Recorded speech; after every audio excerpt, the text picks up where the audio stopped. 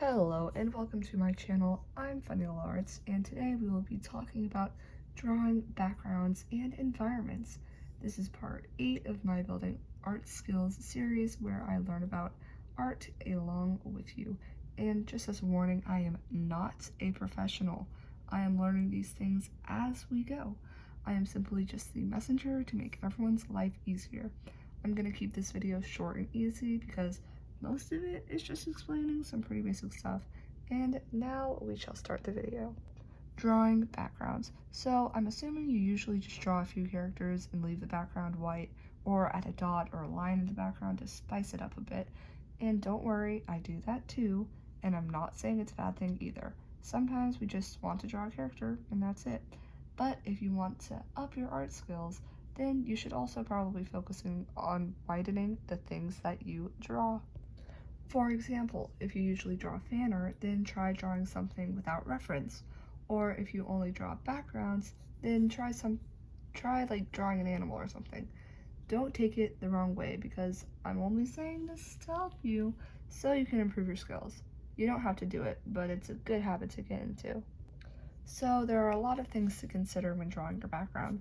The mood, composition, the main focus, the foreground, colors, perspective, a lot of things. But let's start with the storytelling part. Your background adds more depth to the picture as well as it adds more depth to the story.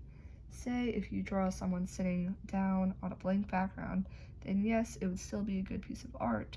But say if you added them on a picnic blanket in the middle of a forest, then it would show off what you couldn't with just a character posing. It would make people ask more questions like, what are they doing there? Why are they so isolated in that forest? What did they bring to eat? You could even add your character's favorite food. Just imagine how many things you could say by just adding a background. Sorry, I got a bit carried away, but now that I have covered the why, let me tell you the how. But first, let's take a little break. If you like the video so far, then don't be afraid to like the video or maybe even subscribe. It really helps me out. And if you would like to comment your favorite drink, then I really think you should. I need to see if any of you have the same one as me. And don't forget to drink water. That is also important. Let's get back to the video. First, you pick the main focus. It could either be a part of your environment, your character, it could even be the sun. It's your choice after all. After you pick your main focus, the rest of your piece is going to revolve around it. The composition, the colors, and even the places that overlap each other. The way I like to subtly integrate a focal point into my drawings is to make everything else revolve around it and have a cleared out space around my focal point so that your eyes are drawn to it more clearly. Other ways you could also do this is to frame out your main focus with other things from your environment like sticks, sun rays, rocks, I don't know, a spaceship. You could also make the focus point a bit brighter in color than the other parts of your drawing. And yes, this would still technically work in nighttime drawings because the moonlight would also be there, but that doesn't have to be the only way color can affect your background. It also sets the mood. Say if everything is purple, bluish, that kind of tone, then the drawing tends to have more of a gloomy and still vibe.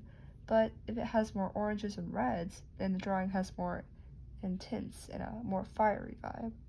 Another tip for improving your backgrounds is to add depth, like a foreground, which in the drawing here is represented by the grass and flowers that are in front of the other elements of the background.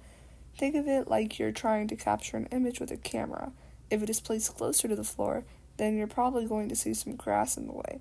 And if it's a bird's eye view, then there will probably be clouds overlapping the scenery. This is called foreground. Then after that is midground, where you usually want your focal point to be, because the middle is where your eyes are most naturally drawn to. Then behind that is the background. In this area, the things are more simplified and blurry than those that would theoretically be closer to the camera, because we don't want to focus on this part. I will usually not use line art for this part and just block out the colors, then I usually blur it out a bit just to get the point across, and we want this to be applied to the foreground and midground as well. Just simplify what you don't want to focus on and really add detail to the focal point. And my last tip is to add overlapping. Not too much because that would get messy real quickly, But don't make it too clean and perfect because nothing is perfect.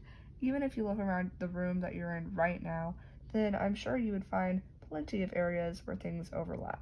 And also make sure to add in some messy areas to your drawings. Again, not everything is perfect, it just adds more character to your drawing. Anyway, I hope this helped, and I'll see you next time at my final Building Art Skills episode, where I ask myself if any of this even worked. Be sure to look out for the next video next Monday. Thanks for watching.